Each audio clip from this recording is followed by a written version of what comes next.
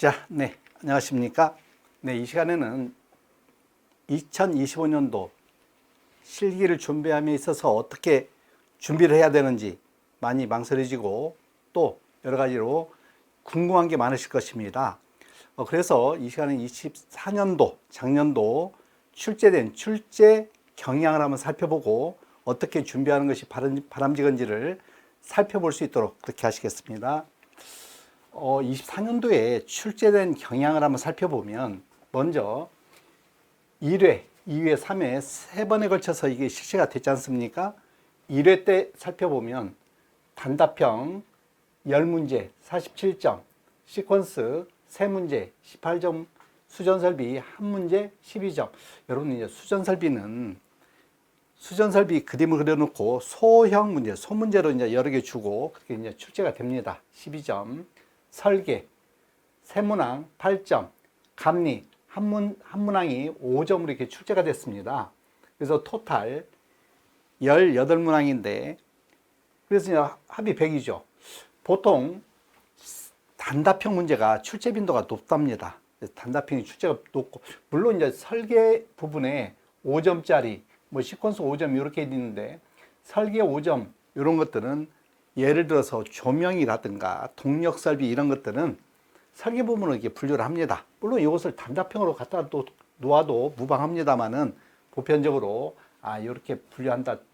일반적으로 좀 봐주시면 되겠고, 2회 같은 경우는 단답형이 11문항으로서 57점 정도가 출제가 됐고, 시퀀스는 2문항에 9점, 수전설비는 1문제에 5점, 설계 부분이 4문제에 29점으로서 18문항이 출제가 됐습니다.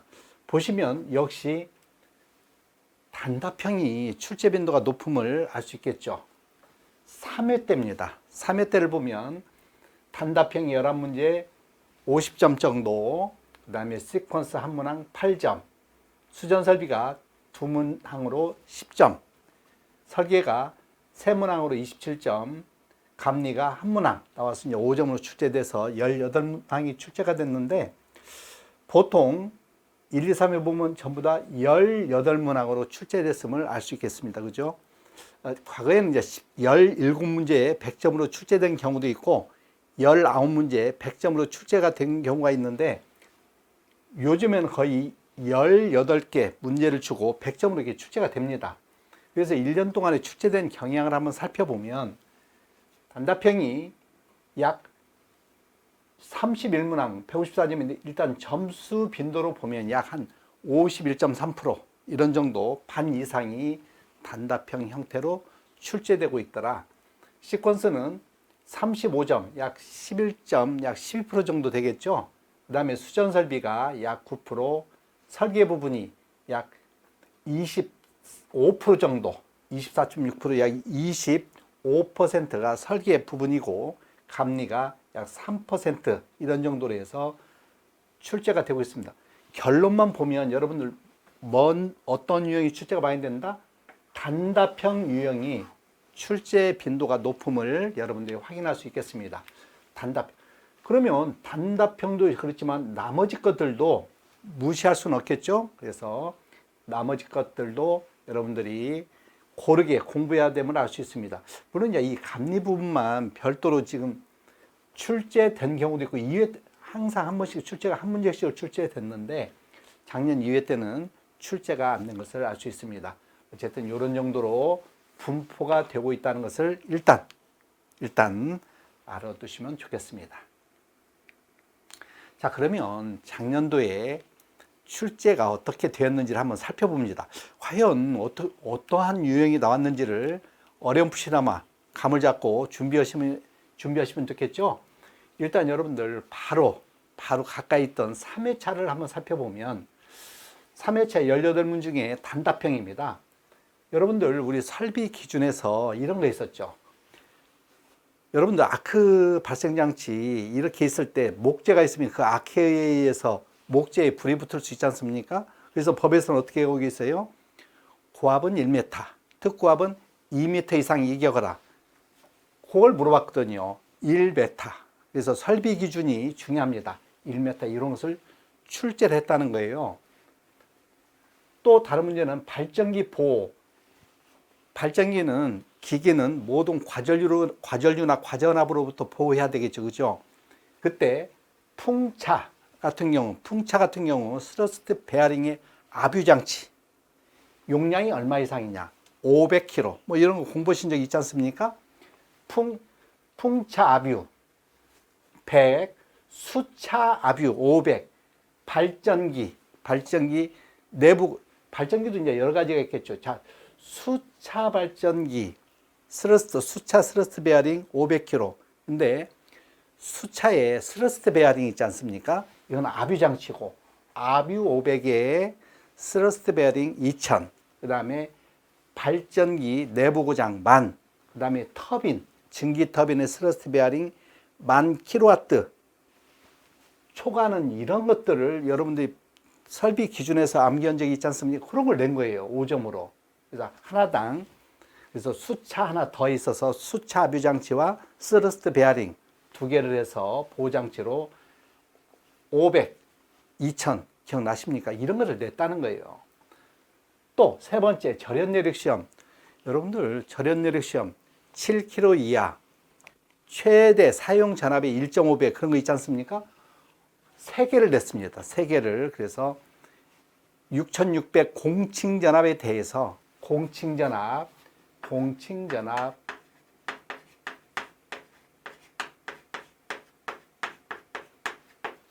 최대 사용 전압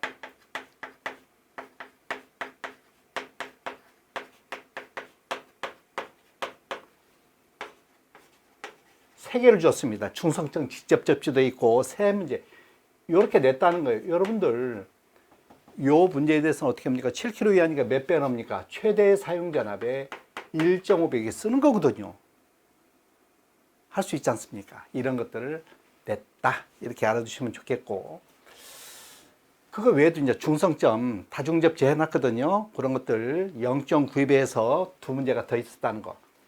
여러분들 TNCS 방식. 여러분들 아시다시피 얘는 이런 얘기지 않습니까? 여러분들이 지금 와 같이 되어 있으면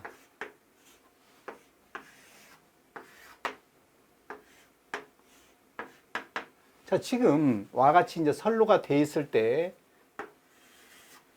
요 중성선 T 했지 않습니까? 여기 이렇게 나옵니다. 여기서 뭐 했다? 분류됐죠. TN C로 오다가 세퍼레이트 됐지 않습니까? 여기다 기계 놓고 접속하라는 거예요. 기계 놓고 다 해줬습니다. 중성점 외암 접지 어떻게 접속을 해? 이렇게 놓고 접속하면 되죠. 여기다가 접속하는 거 이런 거 여러분들이 보신 적이 있을 것입니다. 뭐 이런 것도 TNCS에서 세퍼레이트 연결하는 거 설비 기준에서 본 걸 연결해 주는 것입니다. 이렇게 한다.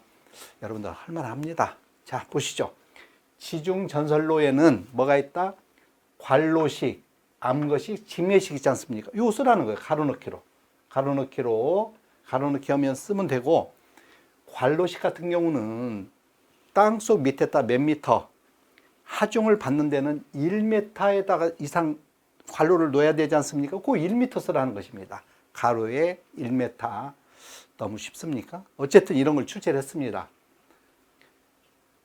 다음 문제는 파워 휴즈입니다. 전력 퓨즈의 단점. 여러분들 파워 휴즈는 뭐 하는 거예요? 단락 전류를 차단하는 파워 휴즈 들어보셨지 않습니까? 우리가 전력공학에서 그 파워 휴즈의 단점입니다. 일단 여러분들 이 파워 휴즈는 뭐가 있습니까? 소전류 차단도 안 되고 변성기가 없으니까 세팅할 수 없지 않습니까? 이러한 단점을 4개를 써라. 비보호 영역이 있다라든가 그런 것을 4개를 써주는 것입니다. 이것도 충분히 여러분들이 관심 있게 보시면 쓸 수 있는 그런 문제들이거든요. 여러분들 스폿 네트워크 방식 특징 쓰라는 거예요. 6점입니다. 스폿 네트워크 방식 3개를 쓰라고 그랬나? 4개를 쓰라고 그랬나? 여러분들 기본적으로 여러분들 회로수가 스폿 네트워크 방식은 뭐예요? 회로수가 많은 거죠. 이런 식으로 병렬 회로수가 막 이런 망상식 구조지 않습니까? 여러분들 이게 회로망이 망상이 되었다는 얘기는 뭐예요? 병렬 회로수가 많아지는 거죠. 병렬 회로수가 많아진다. 즉 회로수가 증가한다. 그러면 임피던스가 작아진다는 거죠. 그러면 여러분들 임피던스 작아지면 좋은 점이 너무 많습니다. 그죠? 임피던스가 작아진다. 손실이 준다. 전압 강화가 준다. 아주. 그리고 어디서든지 부하를 땄을 수 있으니까 부하 증가에 따른 탄력성이 증가하는 등등의 이러한 장점이 있지 않습니까? 얘는 거의 다 뭐예요? 장점이 무정점 뭐 이런 것들을 써준다는 것입니다. 지금까지 여러분들 보시면 못 쓸 게 없는 것 같습니다. 그죠? 다음 문제는 단답형의 방폭구조 4가지를 쓰라고 그랬습니까? 방폭구조 설비 4가지. 뭐가 있어요? 내압 방폭구조, 압력 방폭구조, 유입 방폭구조, 본질 안전증 방폭구조, 안전증 방폭구조, 특수 방폭구조 등등입니다. 그 이름을 쓰라는 것입니다. 4개. 그래서 얘도 충분히 여러분들이 쓸 수 있는 그런 것들이다. 이런 얘기죠. 1차 때 공부한 것만 가지고도 얼마든지 쓸 수 있겠다. 다음에 이제 전압 강화를 유지하기 여러분들 전선 굵기 선정은 여러분들 전선 굵기 있지 않습니까? 전선 굵기를 선정하기 위해서 뭐가 필요하냐? 허용 전류, 전압 강화, 기계적 강도죠. 전압 강화입니다. 전압 강화 이 굵기는 뭐예요? 아주 밀접한 관계가 있죠. 그래서 지금 전압 강화율이 있습니다. 자, 전압 강화입니다. 전압 강화를 알아요? 만약에 3, 4이면 루트 3, I, R 코사인 세타 플러스 X 사인 세타입니다. 이 문제에서는 얘를 무시한답니다. 리액턴스를 무시해버리면 요식만 남죠. 요식에서 역률 주고 전류를 구하고 전압 강화를 알면 R을 구할 수 있습니다. 이 문제의 특징은 그렇다는 거예요. 이 R을 그러면 굵기는 어디에 있습니까? 여러분들 R이 어떻게 되어 있습니까? R은 로 A분의 L이지 않습니까? 요 A 구하는 거거든요. 이 R을 구해서 단면적을 구하라는 그런 문제입니다. 여러분들 어때요? 충분히 여러분들이 하실 수가 있는 그런 문제가 될 것입니다. 다음에 이제 영상 별주기거든요. 10번째 항으로 보면 여러분들 영상 별주기 제로시티입니다. 요 제로시티죠. 그죠? 이러한 영상 별주기 심볼에 대한 어떤 설명인데 얘도 여러분이 이제 우리 2차를 준비하면서 조금 그 개념만 알면 얼마든지 여러분들이 쓸 수 있는 그런 문제입니다. 그 다음에 이제 한류장기라는 게 있습니다. 여러분들 이제 1차 공부하면서는 많이 들어보시지는 않으셨을 것 같은데 이런 얘기입니다. 우리 이 GPT라는 게 있었거든요. 비접지 선로에서 삼성 비접지 선로에서 영상 전압을 검출하기 위해서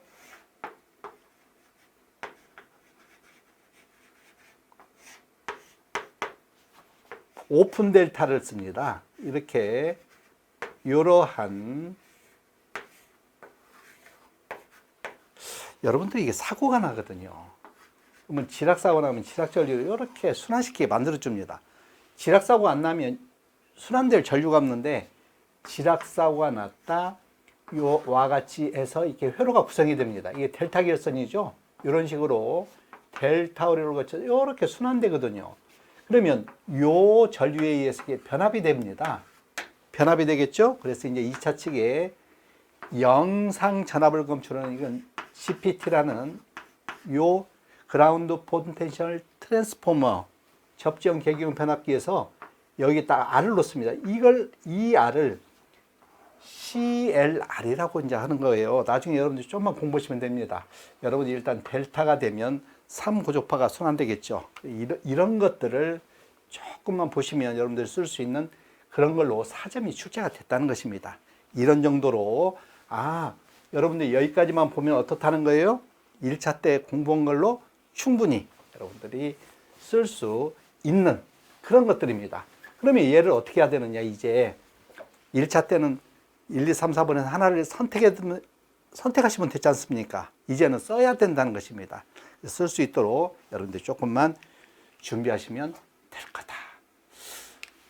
자, 이어서 이제 시퀀스 부분을 보면 다이오드 매트릭스라고 해서 여러분 이제 얘도 뭐든 그렇습니다만 약간 하는 방법, 요령만 알면 쉽게 할 수 있는 그런 것들입니다. 이것도 나중에 여러분들 뒤에 있는 그 문제 첨부되어 있는 별첨된 문제를 여러분들 한번 보시면 그리 어렵지 않게 찾을 수 있는 것입니다. 조금 설명을 이제 듣고 여러분들이 익혀두셔야 되겠죠. 다음에 이제 설비 부분에서 변압기 용량 계산하는 것입니다. 여러분들 수용률,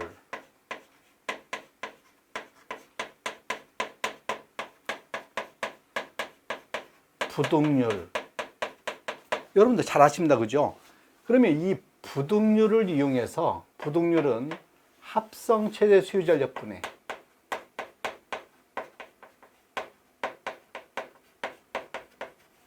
각각의 최대 수요 전력의 합이죠. 최대 수요 전력.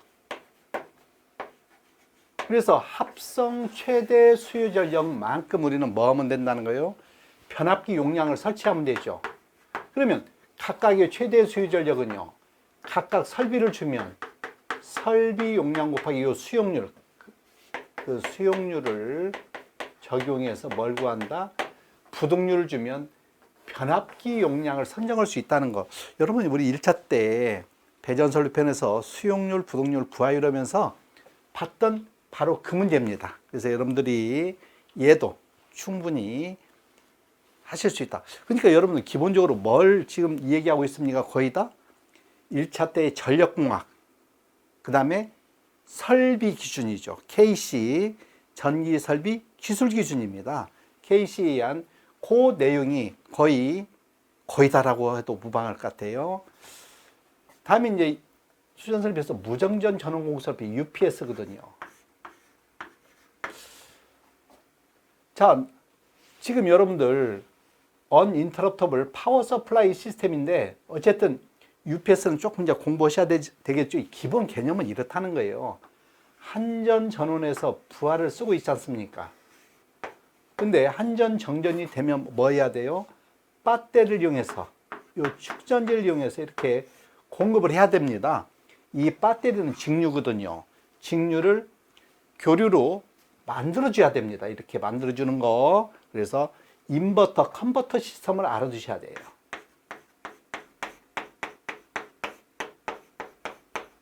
뭐 여러분들 이 뭐 기본입니다. 직류를 교류로, 또 여기서 축전을 하면 교류를 직류로, 이러한 절체 시스템이 있고 여기 이제 발전기가 있는 이런 시스템인데, 이것도 여러분들이 수전설비 편에서 예비전원에서 조금만 관심 있게 보시면 5점으로 출제가 됐거든요. 아주 쉽게 여러분들이 해결할 수 있겠다. 그러니까 새로 공부할 게 여러분들이 이런 다이오드 매트릭스라든가 무정전 전원 공급 설비 정도만 여러분들이 좀 보시면 될 거라는 것이고, 자, 다음에 설비 설계 부분에서 배전선로의 콘덴서 용량 계산입니다. 얘도 이제 6점인데 선로의 역류를 유지하기 위한 콘덴서 용량을 계산하는 문제입니다.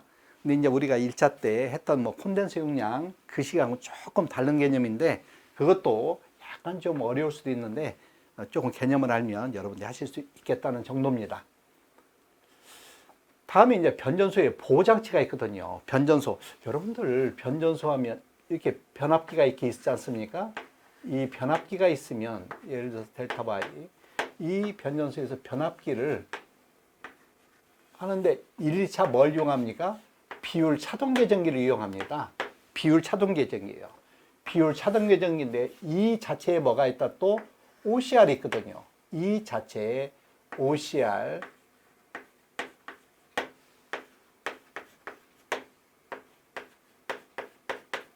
그러면 이 비율 차동 계정기와 이런 OCR 과전류 계정기죠. 과전류 계정기를 어떻게 동작시키냐? 사고 나면 여기서 사고 나면 항상 이 차단기가 있으면 여기 개전기가 있다면 차단기가 있겠죠. 여기서 1차 끊어주는 게 주보호라고 그러고, 그 위에서 이제 주보호를 하는 그런 개념입니다. 주보호와 후비보호 개념을 쓰라는 문제고, 또 이런 것을 우리는 뭐라고 그래? 이런 것을 검출한다고. 사고를 검출한다. 그럼 얘가 판정합니다. 사고 여부를 판정하고 그놈을 뭐 한다? 차단하는 거죠. 그래서 검출부, 판정부, 동작부 뭐 이런 거거든요. 이게 기본 개념이지 않습니까? 사고 여부를 어디선가 검출해야 되고, 릴레이가 그걸 판단하고, 판단된 것을 세팅값 이상이면 차단해서 기기 보호하고, 그런 내용의 문제가 되겠습니다. 그래서 여러분들이 14점입니다만은 부분 점수를 이렇게 부분으로 이렇게 나눠서 있기 때문에 충분히 얘도 지금 해도 여러분들이 반 이상을 알 수 있는 그런 것들이거든요. 그래서 조금만 더 공부하시면 이제 업그레이드 할 수 있겠죠. 다음은 ABCD 파라메타를 이용한, 여러분들 요거 이용하는 거예요. ES는 AER 플러스 PIR, IS는 CER 플러스 TIR. 여러분들 요거 알 수 있지 않습니까? 그리고 이런 ABCD 파라메타를 이용해서 여러분들 뭐 했다? 전력 원선도 그렸죠. 그래서 조상설비 용량 계산하는 문제가 되겠습니다. 물론 1차 때 공부했던 것보다 조금 난이도는 높을 수 있는데 어쨌든 여러분들이 보신 거지 않습니까? 그런 걸 이용하는 거고. 자, 3회 때 마지막에 공사 감리 문제가 하나 나왔거든요. 여러분들 공사 시작하기 전에 어떻게 해야 되느냐 그랬거든요. 공사업체 감리가. 그러면 공사를 하려면 뭐가 있어야 돼요? 도면이 있어야 되겠죠? 도면이 있어야 됩니다. 도면이 있어야. 도면을 가지고 공사하지 않습니까? 그럼 도면은 뭐가 있어요? 계산하지 않습니까? 차단기 용량이라든가, 도면을 그리기 위해서는 기술 계산서라든가,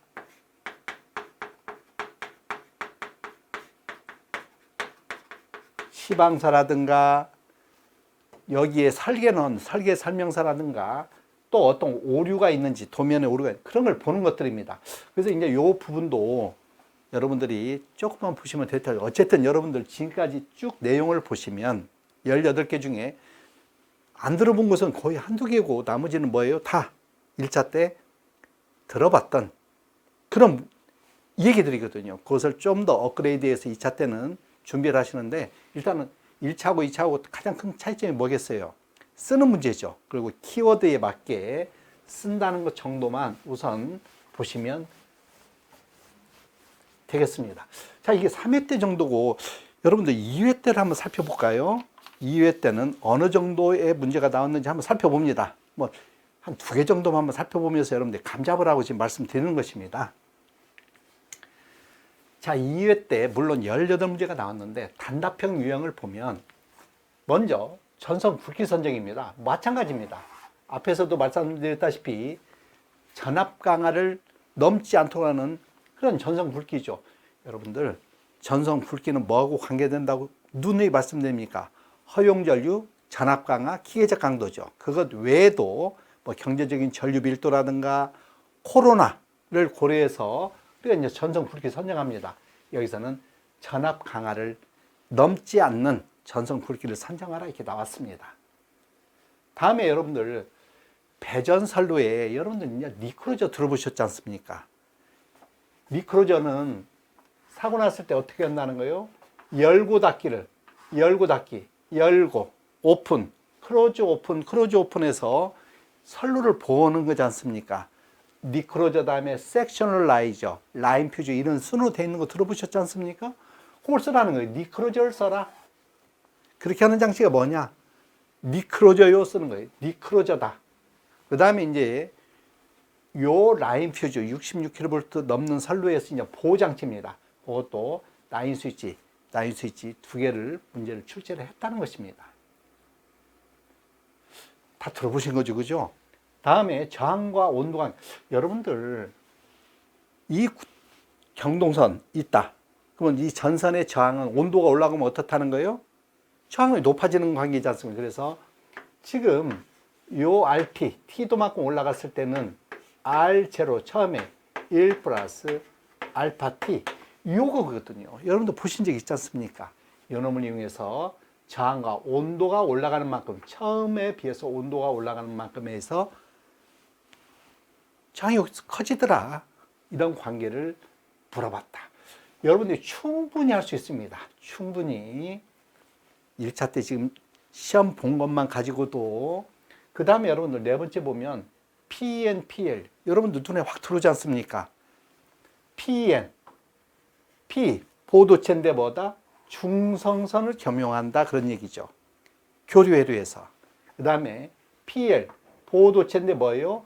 선도체를 겸용하더라. 어디에서? 직류에서. 그걸 그대로 쓰라는 얘기입니다. 그걸 그대로 쓰라고 출제를 했더라. 이런 건 여러분들 지금도 공부하지 않은 1차 때 공부만 가지고도 얼마든지 쓸 수 있는 문제더라. 다섯 번째 보면 중성점 직접 접지 방식의 장단점입니다. 여러분들 수없이 했었죠? 왜 우리나라는 중성점 직접 접지를 하느냐?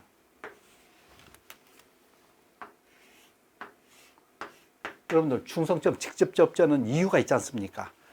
지락사고 나도 건전상의 대지전의 상승이 낮아서 저감전환할 수 있더라. 절연비가 싸더라. 중성점이 영전이니까 단전환할 수 있더라. 이 지락전류는 오로지 이렇게 순환하니까 여기다 계정기 하나 설치해 놓으면 포계정기 동작이 확실하더라. 지락전류 검출이 용이하더라. 이러한 장점을 쓰는 것입니다. 단점은요, 이 옆에 통신선이 있는데 유도장애가 발생한다. 지락전류는 너무나 커서 차단기가 커진다. 뭐 이런 것들을 여러분들이 1차 때 했을 것입니다.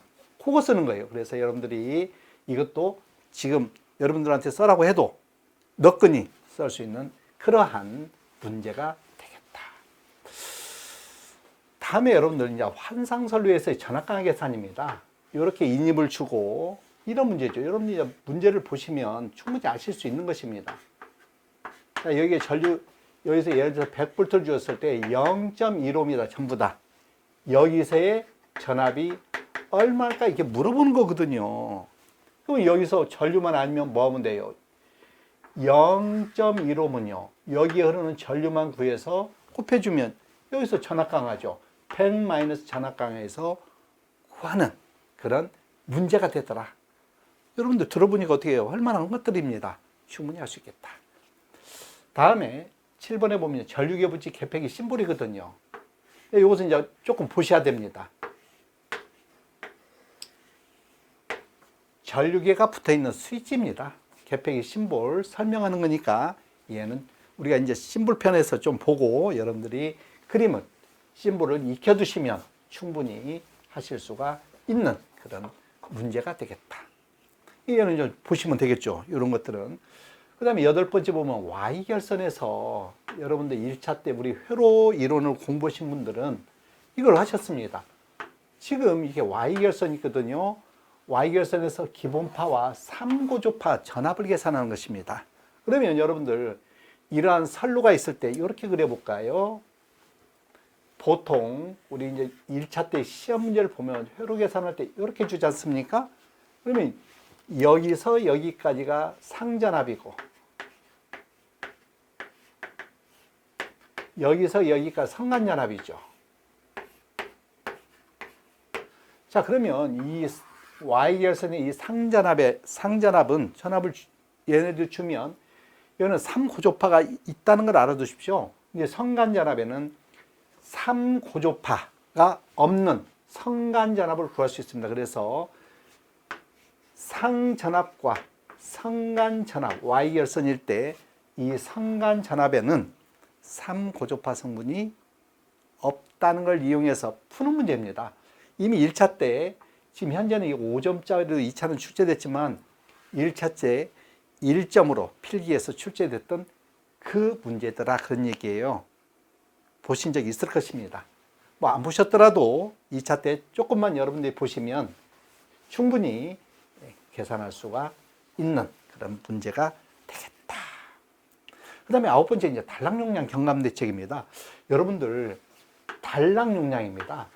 단락용량은 10% 임피던스 분의 100의 전격 용량. 그러지 않습니까? 또 너는 루트 3 VIS. 뭐 이런 얘기죠. 그래서 얘를 줄이고 싶으면 너를 키워라 그런 얘기죠. 그렇지 않습니까? 그래서 기기에 임피던스가 큰 기기를 사용한다든가 또 선로를 여러분들 우리 병렬 회로가 되면 임피던스가 반으로 줄지 않습니까?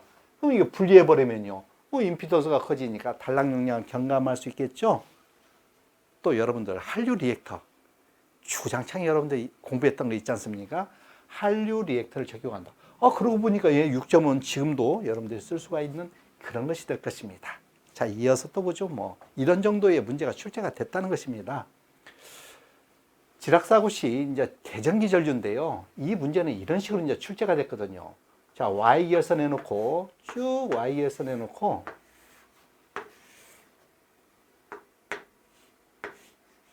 저항 접지해놓고 지금 이런 식으로 이렇게 출제합니다.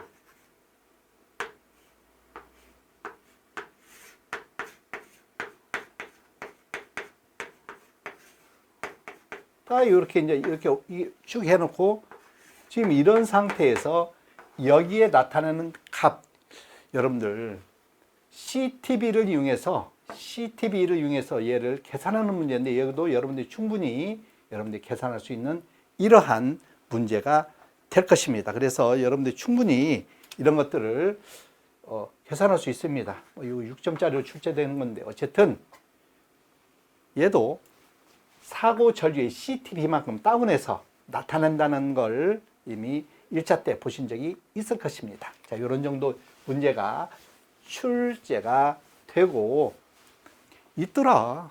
여러분들 자신감 가질만 하겠더라. 그 다음에 이게 이제 콜라우지 브리지법이에요. 자, 이런 얘기죠. 자, 여기에 접지를 합니다. 이 접지장을 측정하고 싶으면, 알고 싶으면, 보조 접지봉을 닫습니다. A, B, 폰접지죠. 그러면 얘와 얘 사이, 얘와 얘 사이, 얘와 얘 사이 값을 구해서 얘를 RB 폰, RA 폰, RAB라고 하죠. 이 본 접지장을 구하는 방법이거든요. 6점입니다. 너무 쉽습니다. 어떻게 구느냐. 너는 저항의 본 접지장은 2분의 1에 나하고 연결된 것 RA의 본 접지와 RB의 본 접지는 하고 나머지 RAB는 빼주는 거거든요.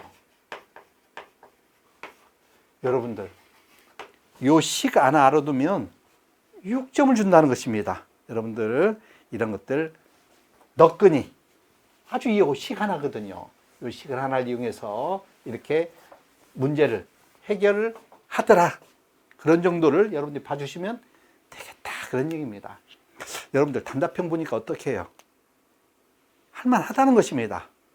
물론 여러분들이 지금 작년에 지금 출제됐던 근자에 출제된 두 문제를 한번 살펴보고 여러분들 유형을 보고 대처를 하자는 차원에서 지금 말씀드리는 거니까 참고해 두셔라. 다음에 이제 시퀀스 문제는 유접점 회로, 자, 논리식을 주놓고 유접점 회로로 바꾸라는 거예요. 여러분들 논리식입니다. x 플러스 y다. 예를 들어서. 이런 것은 뭐예요? 병렬이죠. 병렬식으로 이렇게 세 개를 줬는데 이런 것을 해보라. 그런 얘기입니다. 그런 정도 보고. 네더 다이어그램, 네더 작성. 이것은 이제 시퀀스에서 여러분들이 조금 더, 시퀀스 이제 네더 다이어그램을 본 적이 없기 때문에 시퀀스에서 기본적인 걸 조금만 보시면 여러분들이 충분히 작성할 수가 있는 그런 문제가 될 것이다. 다음에 수전설비결선은 변형장 델타 결선입니다. 변형장 델타 결선의 1, 2차 전압 및 용량 계산인데 얘는 조금 복잡하지만 이런 문제가 출제가 됐다는 것도 참고로만 봐두자. 자, 이제 설계 부분에서는 조명. 여러분들 이제 조명 문제가 나오면 조명이 그렇게 어렵지 않습니다. 기본적인 개념이죠. 우리 전기에서 중요한 부분을 차지하는 게 뭐예요? 등이지 않습니까? 그래서 이 등수를 계산함에 있어서 실지수 이런 것을 계산하는 문제가 출제가 됩니다. 우리가 이제 우리 전기를 준비하신 분들이 조명을 하지 않거든요. 그래서 조명은 실기부 2차를 준비하면서 조금만 준비하시면 여러분들 그 준비는 크게 하지 않아도 용어 정도와 기본식 몇 개가 있습니다. 실지수라든가 등수를 계산하는 그런 정도를 조금만 이해하시면 충분히 여러분들 해결할 수가 있겠다. 그 다음에 이제 방전등입니다. 등, 고위도 방전등. 세 가지를 쓰고 5점을 줬거든요. 뭐 고압수은 등, 고압 나트륨 등, 메탈 할라이드 등 이런 등들이 있습니다. 이런 등을 여러분이 좀 이제 익혀두시면 하실 수 있겠다. 다음에 이제 이거 12점으로 굉장히 크게 좀 출제가 됐는데 평면도를 줬습니다. 이러한 어떤 평면도를 주고 등을 놔두고 등, 그다음에 뭐 분전반 이런 식으로 해서 콘센트 두고 해서 이렇게 선이 가는데 그 기구명이 뭐 백열등이면 백열등, 콘센트면 콘센트 그런 것들을 쓰는 기구명을 쓰고 전선 가닥수를 세는 문제입니다. 얘는 이제 여러분들이 같이 공부하면서 익혀 두셔야 되겠죠. 자, 그런 정도. 그 다음에 여러분들 퍼센트 임피던스법 있죠? 차단기 선정입니다. 여러분들 차단 용량은 어떻게 합니까? 퍼센트 임피던스 분의 100의 기준 용량이죠. 딱 요겁니다. 요걸 이용해서 차단기 용량을 선정하시거든요. 퍼센트 임피던스법이죠. 여러분들 퍼센트 임피던스를 어떻게 합니까? 설치점을 기준해서 사고점을 기준해서 전원측을 바라본 합성 퍼센트 임피던스만 알면 차단 용량을 구하는 거지 않습니까? 이거 지금 이런 문제를 출제를 했더라. 자, 그래서 이제 여러분들 18개가 나왔는데 이게 보면 여러분들 거의 당락은 어디서 되겠습니까? 단답형에서 좌우되겠죠. 60점 기준이지 않습니까? 우리 기사시험은 몇 점이에요? 60점입니다. 그러면 얘네들 지금 관연도에 이게 출제된 유형을 좀 살펴보면, 자, 이제 어떻게, 그러면 이제 여러분들이 보셨어요. 아, 이런 정도로 출제가 되고 있는 걸 알았으면, 지금 관연도 중에 거의 2회 때, 3회 때는 거의 한 80% 이상이 기출문제였습니다. 또는 기출, 또는 1차 때 봤던 여러분들 문제 유형이고, 새로운 문제라고 하는 것들이 한 10%? 예를 들어서 3회 때 같으면 도면을 주고 뭐 전선수를 선정한다든가 또는 변연장 뭐 이런 것 몇 가지 없습니다. 그래서 이런 것들을 신출이 나오는데 여러분들 어디다 주안점을 두고 공부를 하셔야 되겠습니까? 기출문제를 가지고 해야 되겠죠. 기출문제만 보셔도 충분히 60%를 넘지 않습니까?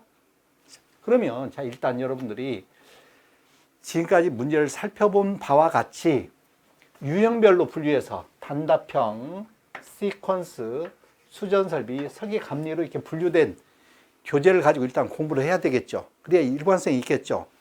그 다음에 이런 교재를 가지고 어떻게 해야 된다? 전체적으로 이론을, 예를 들어서 조명이면 조명의 용어는 아셔야 될 거 아니겠습니까? 조도가 뭐고 광속이 뭐고 광도가 뭐고 이러한 용어, 이론을 습득한 다음에 그러면 그것이 현장에 어떻게 적용될 수 있는지를 파악하셔야 됩니다. 그것은 같이 보셔야 될 겁니다. 자, 그렇게 이해가 된다면 이제 뭐 해야 돼요? 여러분들 이제 주관식 문제를 써야 됩니다. 여러분들 이 주관식, 이 객관식에 길들여져 있는 우리 1차 시험 보신 분들, 우리 수험생들은 주관식 하나 쓰려고도 잘 출력이 안 된다고 그러지 않습니까? 자, 그러면 이 주관식은 뭐 해야 되냐? 키워드를 알아야 됩니다.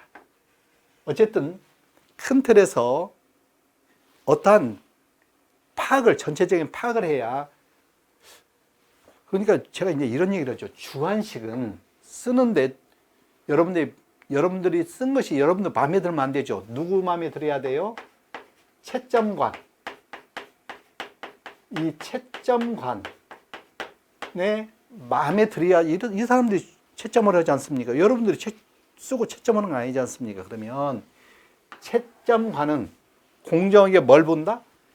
키워드를 볼 거예요. 여러 문장을 써놨을 텐데 그 중에 핵심적인 거, 소위 말하는 우리 돈 되는 말이라고 하죠. 돈 되는 것만 딱딱 찍어서 채점할 거라는 것입니다. 그러니까 여러분들 어떻게 해야 된다? 구구절절 많이 하는 것도 중요하지만 키워드를 써라. 간단하게. 그러면 이제 키워드를 숙지해야 되고 이제 어떻게 해야 되느냐? 어느 정도 되면 뭐 해야 된다? 문제 풀어야 되겠죠. 그럼 뭔다? 이제 관연도를 기준으로 해서 문제를 풉니다. 저희 학교 교재는 거의 다 관연도를 가지고 편집을 해놨기 때문에 여러분들이 공부하시기가 많이 용이하시다고 믿습니다. 어쨌든 관연도 문제 풀이를 합니다. 그 중에서 다 할 필요는 없겠죠. 많이 출제되는 문제, 기출문제 중에 많이 출제되는 문제를 파악해서 중점적으로 하고, 그걸 하다 보면 옆에도 보이겠죠. 다른 문제들도 같이 이제 공부하시게 되는 것입니다. 그래서 어쨌든 이러한 빈출 문제를 파악해서 관연도 문제를 여러분들이 유형별로 풀리고, 우리 학교 교재는 돼 있거든요. 분류를 한다. 자, 그러면 여러분이 이제 공부를 하지 않습니까? 뭔 문제 하나를 주면 그 단답형이면 단답형이다. 수전설비면 수전설비다. 이렇게 분류가 안 되는 것입니다. 예를 들어서 수전설비를 하다가도 예를 들어서 수용률, 부동률을 적용하는 이런 것이 또 합쳐져 있거든요. 그러면 큰 대문제에서 소문제, 이것은 어떤 유형, 이것은 어떤 유형, 그런 정도의 각 파트별로 이 문제는 어느 문제, 이 문제는 수전설비에서 조명을 설명하라네. 이런 정도로 여러분들이 알 수 있을 정도로 응용력을 키워야 됩니다. 예를 들어서 2회 때, 3회 때는 없습니다만은 그 전에 보면 불평형률, 뭐 이런 계산 문제도 많이 출제되고 그렇거든요. 어쨌든 여러분들이 일단은 응용력이 좀 배양이 돼서 주관식 문제를 푸는 능력을 키워야 여러분들이 기사 자격증을 취득할 수 있겠다. 여러분들 이 차는 뜬구름 잡는 것 같지만 그렇진 않다는 거 여러분들 문제를 보셨다시피 자 그렇게 놓고 보죠. 그래서 여러분들 어쨌든 유형별로 공부하는데 뭐 하자? 키워드를 숙지하자. 조명을 예를 들어서 광속을 설명하라고 한다. 뭐 조도를 설명하라고 한다. 구질구질하게 끝까지 뭐 FM대로 쓸 필요는 없다는 거예요. 한마디로 광속 빛이 나오는 그 크기가 있어야 우리가 박지 뭐 이런 식으로 어떠한 키워드를 숙지해서 쓸 수 있도록 연습을 하자. 혹시라도 공부하실 때 힘드신 부분이 있으면 전문가들한테 의뢰하는 것도 좋죠. 도움을 받는 것도 좋죠. 장이 못하면 저희 학교에 오셔서 질문하셔도 좋다는 얘기입니다. 자, 그래서 이제 어떻게 하길래 그러면 결론적으로 관연도 중심으로 공부하고 관연도 이론을 습득한다면 뭐다? 어차피 기출문제가 이렇게 반복이 된다면 관연도를 중심으로 공부하자. 근데 저희 학교 교재는 이미 관연도로 되어 있으니까 학교 교재를 참고하셔도 좋겠다는 말씀을 드리는 것입니다. 그리고 쓰는 연습을 하자. 지금 주관식은 어차피 써야 되지 않습니까? 그리고 반복해서 쓰는 연습, 빈 용지를 가지고 쓰는 연습을 하는데 기왕지사 하는 김에 뭐 또 하자? 정필로 많이 쓰려면 뭐 해야 돼요? 필체도 또박또박 쓰자. 또박또박. 왜 제가 이런 말씀 드리냐면 어차피 여러분들이 제출한 이 시험지는 작품이라고 생각하셔야 돼요. 작품을 내면 작품이 여러분들 깨끗하고 보기 좋아야 되지 않습니까? 그러면 글씨체는요. 설령 내가 졸피나도 또박또박 상대방이 알아보기 쉽도록 또박또박 함으로써 물론 우리가 쓰는 것에 플러스 알파를 바라는 건 아니지만 사람인지사 채점관은 어떤 걸 볼 때 플러스 알파가 작용할 수도 있지 않겠느냐 하는 것이 제 개인적인 생각입니다. 물론 그렇다는 건 아닙니다만 어쨌든 또박또박 써서 채점관으로 하여금 만족하게끔 해줘라. 그것을 어떻게 하자? 반복해야 됩니다. 반복해서 어디에서 알아야 된다? 시험장에서 써야 된다는 거예요. 지금 쓰는 것이 중요한 게 아니고 지금 쓰던 것이 내일 가면 또 못 쓸 수도 있지 않습니까? 그래서 여러분들이 어떻게 해야 된다? 200%를 알아야 됩니다. 여러분들 과장되게 말씀드려서 200을 알아야 100이 출력이 되는 것입니다. 자, 어쨌든 여러분들 아무튼 전체적으로 간략하게나마 쭉 관연도를 한번 살펴보면서 경향을 보면서 어떻게 할 건지 마음의 다짐을 좀 한번 해보는 시간을 가졌는데요. 어쨌든 여러분들 화이팅 하시기를 바랍니다. 모든 것은 긍정의 힘에서 나오니까 여러분들 긍정적으로 잘 준비하셔서 소기의 목적을 꼭 달성하기를 기원하겠습니다. 네, 감사합니다.